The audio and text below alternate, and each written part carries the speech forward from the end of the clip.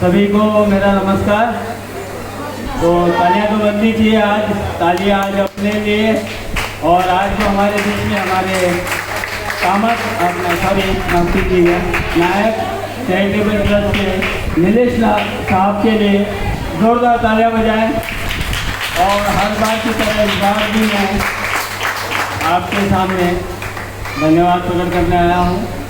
मैं सुबह Maratha life foundation अनाथ आश्रम से सेवक, और यह 30 दिन पहले नायक साहब आए थे और उन्होंने 30 दिन पहले, लगभग 1 महीना पहले ये तय किया था कि हम हमारी जो चैरिटेबल संस्था है, नायक चैरिटेबल संस्था, उसके 5 वर्ष पूरे होने जा रहे हैं उपलक्ष्य में। इसके उपलक्ष्य में हम आपके सामने हमारे आश्रम को समर्पित और ये जो सेवा उनके आरोग्य विषय और जो शिक्षा में जो सेवाएं दे रहे हैं उनको समर्पित करेंगे। ये 5 वर्ष जो उन्होंने समर्पित किए, तो इसका एक रंगारंग कार्यक्रम करेंगे जिसके तहत उन लोगों के दुखी और जैसे तकलीफ वाले जीवन में अंधेरा है, इस अंधेरे को अपने गीत गायन के जरिए उजालों में तब्दील कर देंगे। और जो उन्होंने ये जो प्रयास किया है, वाकई इतना बढ़िया प्रयास आज तक हमारे बीच में किसी ने नहीं किया।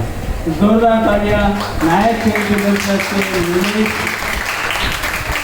नायक साहब के लिए और पूरे उनके सहयोगियों के लिए, टीम के लिए, कि आज वो हर क्षेत्र में अपनी ओर से नायक चैरिटेबल ट्रस्ट अपना योगदान दे रहा है। और उसमें ज़्यादा जिस पर गौर किया जाए वो स्वास्थ्य और शिक्षा पर। और मैं तो कहता हूँ कि स्वास्थ्य और शिक्षा 2 ऐसी चीज़ें हैं जिसकी तरफ अमूमन जल्दी से जल्दी कोई ध्यान नहीं देते हैं, क्योंकि स्वास्थ्य है तो शिक्षा है। तो ये जो उन्होंने जड़ को पकड़ा है, समाज की जो जड़ होती है कि ये समाज खड़ा किस पर है आज की पीढ़ी पे। हम तो गुजरे ज़माने की बात है, लेकिन आने वाला कल और इस आने वाले कल का हिंदुस्तान के लिए जो आप इस पीढ़ी के लिए कर रहे हैं, तो जिसकी पीढ़ी तंदुरुस्त, चुस्त दुरुस्त और शिक्षित हो, वो देश कभी पीछे नहीं रहेगा। तो इनका ये योगदान सिर्फ समाज में नहीं है, मैं तो कहता हूँ कि इनका जो योगदान है, इनके सहयोगों का योगदान है, वो पूरे आने वाले भारत देश के प्रति जो समर्पण, त्याग और एक जो भावना मन में मानव सेवा के प्रति जो उत्तरदायित्व वो निभा रहे, इस उत्तरदायित्व और इस समर्पण त्याग को मराठा लाइफ फाउंडेशन में सलाम करता है। तो आप जैसे लोगों की आज समाज को ज़रूरत है, और आप जैसे की बदौलत ही ये समाज उन्नति कर रहा है, प्रगति कर रहा है। मैं तो कहता हूँ कि व्यक्ति प्रगति करे, उन्नति करे, इर्द-गिर्द के लोगों को साथ में जोड़ ले, अपना गांव, अपना प्रांत, अपना जिला, ऐसे करते करते फिर एक दिन अपना देश, और एक दिन जब देश पूरा हो जाएगा तो समूचा विश्व भी इसकी तरफ ध्यान देगा और अपनी जो रोज़मर्रा की ज़िंदगी में तब्दीली लाएगा। और एक सोचेगा ज़रूर कि जब भारत बदल सकता है तो हम क्यों नहीं। तो आपका मैं ईश्वर से प्रार्थना करता हूँ कि यह मैसेज जो है ये हम तक ही सीमित न रहकर पूरे हमारे, जैसे पालघर जिला है, उसके बाद में मान लीजिए कि महाराष्ट्र है, महाराष्ट्र के बाद में भारत है। और मैं दुआ करता हूँ, ईश्वर से हम सभी प्रार्थना करेंगे कि आपका जो ये कार्य है यूं ही दिन प्रतिदिन, दिन दुगनी रात चौगुनी तरक्की करती जाए और ज़्यादा से ज़्यादा लोगों तक आपकी ये सेवा पहुँचे।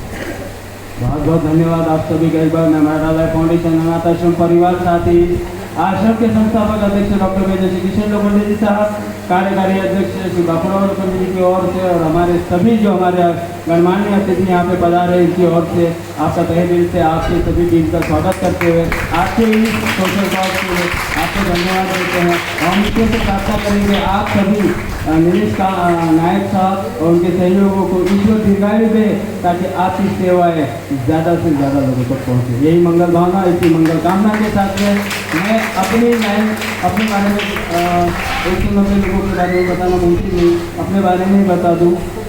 इंसान जब रास्ते पे पड़ा हो तो लोग सबसे पहले सोचते हैं पिया होगा, सबसे पहला ख्याल आता है नशेड़ी है, जाने दो।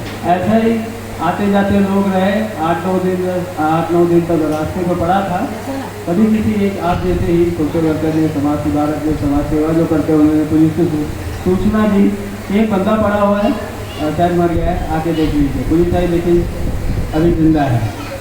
लोखंडे साहब को संपर्क किया। देखिए साहब एक पेशेंट है आपके आश्रम में, अगर आप और आपके आश्रम में रख ले और आप इसके आगे की कुछ सुविधा उसे दे पाए तो आए सर। देखे बोले मेरी रक्तों के इसके इलाज के लिए मेरे पास में वो सुविधा नहीं है जो मेरे आश्रम में मिली। मुंबई के बड़े बड़े अस्पतालों में ले जा गया। उस वक्त 2 साल चल रहा था 2020, कोरोना अपने पूरे चरम पर है। हर अस्पताल से एक ही जवाब कि भाई अगर हमको कोरोना पेशेंट को ध्यान दे रहे हैं, आप हो सके तो निजी तौर पे इसका इलाज कहीं कराएं। इतने सारे अस्पताल में घुमा कर लाए। आपको एक सच्चाई बताता हूँ, मैंने अब तक ज़िंदगी में किसी मंदिर का दरवाज़ा नहीं देखा। ये बात नहीं कि मैं नास्तिक हूँ, ईश्वर को पूरी श्रद्धा है, तो कभी मंदिर नहीं देखा था, लेकिन ईश्वर ने अस्पताल जरूर दिखा दिया और सब अस्पतालों के नाम भी याद करवा दिया। आज भी जहन में Rajawadi hospital, Shatabdi hospital, Nair hospital, KM, saint George और भी कई नाम है जिनका जिक्र करना जरूरी नहीं। सब जगह से कि जब कोरोना, वजह खाली कोरोना है, आप ले जाइए। फिर रात को 2:30 बजे देखे हैं डॉक्टर कनेकर हॉस्पिटल जो होटल गेस्ट में है, और डॉक्टर कनेकर जो साथी साथ लाइन स्टोर में सहयोगी है, उन्हें बुलाया गया। वो आए, देखते लोखंडे साहब कहाँ तक ले गए। जो सुबह से निकला हूँ हर अस्पताल से एक ही जवाब मिला है। तो बोले हाँ बात सही है, 2 से 3 दिन का आपकी मतलब मेहमान है, एक काम कीजिए 2-3 दिन बाद आ जाइए और जो 2-3 दिन बाद के दिन में जो विधि करने हैं वो कर दीजिए। तो बोले सर, बोले ऐसे क्यों करते हैं साहब, 2-3 दिन हैं जब आप ही कह रहे हैं, फिर आप बोल रहे हैं कि उम्मीद मत छोड़िए, आप कोशिश कीजिए, क्या करना पड़ेगा ये बताइए। बोले कोशिश कर सकते हैं लेकिन कोई फ़ायदा नहीं है। बोले अभी के अभी हमें खून चाहिए। सर थे शुभम लोखंडे साहब। शुभम लोखंडे जी के बारे में अभी तक जिक्र नहीं हुआ। हमारे सर के बड़े सुपुत्र हैं, MBA कर रहे हैं और चाहते तो कोई अच्छी नौकरी कर सकते हैं, अच्छी खासी उन्हें जो सैलरी तनख्वाह मिलती है वो ले सकते हैं, लेकिन अपने ज्ञान का उपयोग इस मादा आश्रम के उन्नति और प्रगति में वो अपने ज्ञान का इस्तेमाल करें। वो भी थे, दोनों ने खून दिया। खून कराने के बाद में कुछ राहत महसूस हुई। 2 दिन के बाद में डॉक्टर सर तो वहीं पे हर दिन आते थे। बोले अब इसकी तबीयत में इजाफा है, बच जाएगा। तो बोले और खून, फिर खून। 10 दिन का ये सिलसिला चालू रहा। बदस्तूर 11वें दिन डॉक्टर ने बोला अब ऑपरेशन करना है क्योंकि जहर पूरे शरीर में फैलेगा। बोले उसका पैर काटना पड़ेगा। सर बोले काट दीजिए लेकिन जान बचा दीजिए। वो कहते हैं कि जान पे बन आई थी, पैर से कल गई, तो पैर काटा गया। 15 दिन अस्पताल में गुजारे, उसके बाद से आश्रम में गुजारा। एक दिक्कत तो तब से शुरू हुई कि जब एक आदमी अपना स्वयं का काम स्वयं करता है, स्वयं पे निर्भर हो और उसे फिर दूसरे पे आश्रित हो जाना, वो जिंदगी से मौत भली ऐसी उसकी सोच बन जाती है। मैंने ये कथा अपने सर को बताया, बोले इससे अच्छा होता था बेहतर कि मैं मर जाता। जिस यहाँ पे मैं देख रहा हूँ कोई चाय ला रहा है, नाश्ता ला रहा है, खाना खिला रहा है, टॉयलेट ले जा रहा है, नहलाने के लिए ले जा रहा है, तो मैंने कहा कि मौत है बेहतर इस हालत से, नाम है जिसका मजबूरी, कौन मुसाफिर तय कर पाया दिलों से दिल की ये दूरी। तो मैंने सर से बात कही, कहने के बाद में सर बोले कि इसका भी इलाज हो जाएगा। अभी रस्म भरा है, 1 महीना उसके बाद में बीतने के बाद में सर ने कहा अब दूसरे दिन तैयार हो जाओ, कुछ तुम्हारे जीवन में नया करते हैं। तो मैंने कहा चलो कहीं घूमने चलने जाना है, चलो किसी बहाने हैं थोड़ा दिल भी बह जाएगा। ले गए, 7 लोग मेरे साथ में थे, सभी के पैर लगा के मिले। तो मैं एक बार जोरदार तालियां आप सभी से बजाने चाहता हूँ, क्योंकि अगर ये साहब न होते तो मैं न होता, और मैं न होता तो ये पैर न होता, और ये पैर न होता तो आपके सामने खड़ा न होता, और मैं जब खड़ा ही न होता तो आपका स्वागत और धन्यवाद भी न होता। तो ये जो शुरुआत जहाँ से हुई वो शुरुआत साहब ने जीवन में करके दी है। आज तक इसे गुरु माना नहीं, लेकिन इनसे मिलने के बाद में जीवन में ऐसा परिवर्तन आया, क्योंकि लोग कहते हैं कि इंसान के जीवन में एक उसका सिग्नेचर और उसका स्वभाव कभी नहीं बदलता है, पर ये बात यहाँ पे गलत साबित की लोखंडे साहब ने। घाव अगर अंगूठे पे लगे और दूसरा दिल पे लगे, अगर अंगूठे पे घाव लगा तो सिग्नेचर बदल जाएंगे और दिल पे लगा तो स्वभाव बदल जाता है।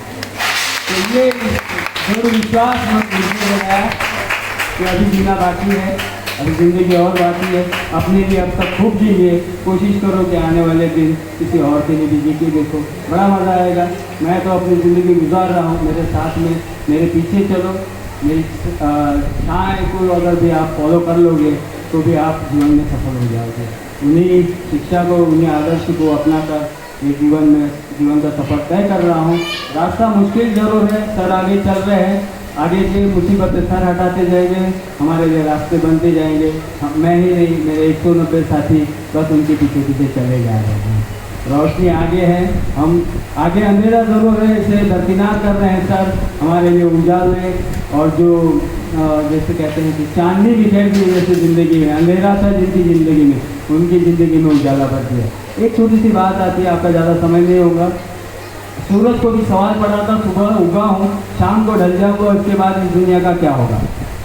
काफ़ी ग्रह सितारों से पूछा गया, बुलाया गया, भाई मैं सुबह का हो गया, सुबह से उगा हूँ, शाम होते होते ढल जाऊँगा, बाद में क्या हो गया। सब सर झुकाए खड़े थे, कोई भी आगे आया नहीं। इतने में, इतनी भीड़ में से एक दीपक ने पहल की आगे आया कि महाराज, मैं मेरी ओर से एक कोशिश करूँगा और ज़रूर करूँगा, मैं खुद चलूँगा ताकि मेरी रोशनी में जितने लोगों को उजाला मिले उतनों के जीवन में मैं उजाला भर दूँगा। और वो दीपक का नाम है डॉक्टर मेजर श्री कृष्ण लोखंडे जी साहब।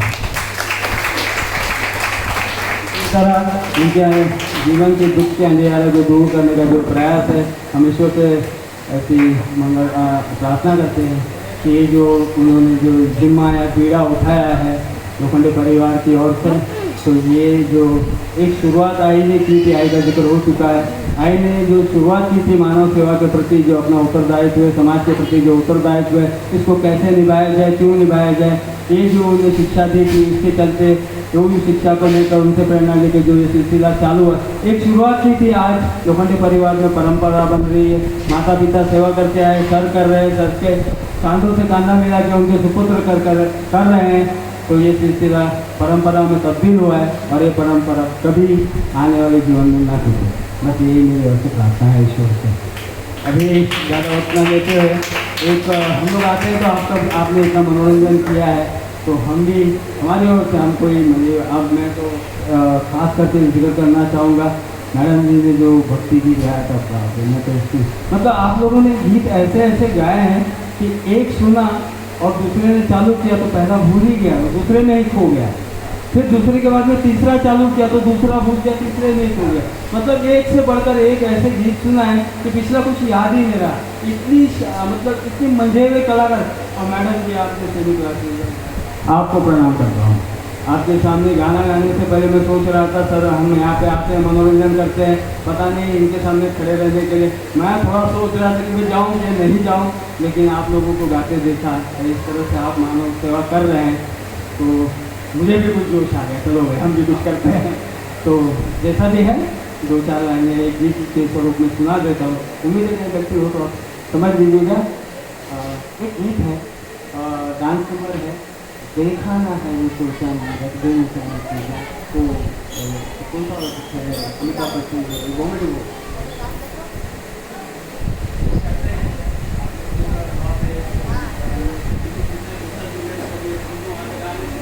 आप लोग आ जाइएगा, थोड़ा बहुत सिखा भी दीजिए हमको, ये भी एक सेवा ही हो जाएगी आपकी ओर से।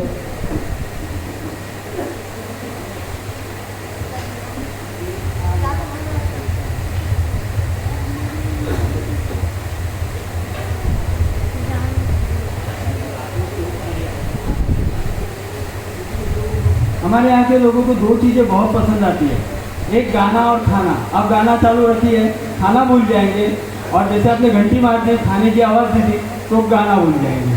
तो ये 2 चीज़ें हमारे यहाँ के लोग बहुत ध्यान में रखते हैं। इसलिए मैंने सर से कहा, सर ने कहा धन्यवाद देना, मैं सर वो तो मेरा काम तो रहेगी और मेरा फ़र्ज है कि मैं आए हुए अतिथियों का स्वागत करूँ, धन्यवाद करूँ, और जिस कार्य के लिए शायद ईश्वर ने मुझे सर के पास में सौंपा है वो मुझे कार्य पूरा करना है।